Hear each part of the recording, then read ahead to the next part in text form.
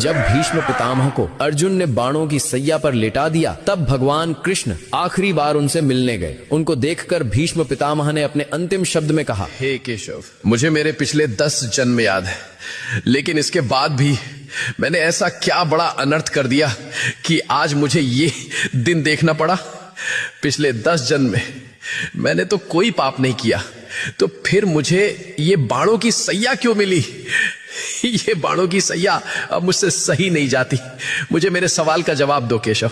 तब भगवान कृष्ण ने कहा कि हे पितामह, ये बात आपके 10 जन्मों के पहले की है। जब आप एक राजकुमार थे, तब आप जंगल से भ्रमण कर रहे थे। तभी आपके रास्ते में एक सांप आ गया। आपने उसको मारा नहीं, बल्कि ये सोचकर कि कहीं ये सांप किसी को काट ना ले, इसलिए आपने उस सांप को रास्ते से हटा दिया।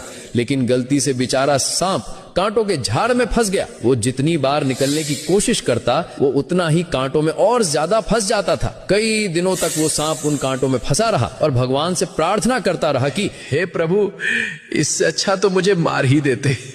प्रभु, जिसने भी मेरे साथ ऐसा किया है, उसके साथ भी ऐसा ही करना।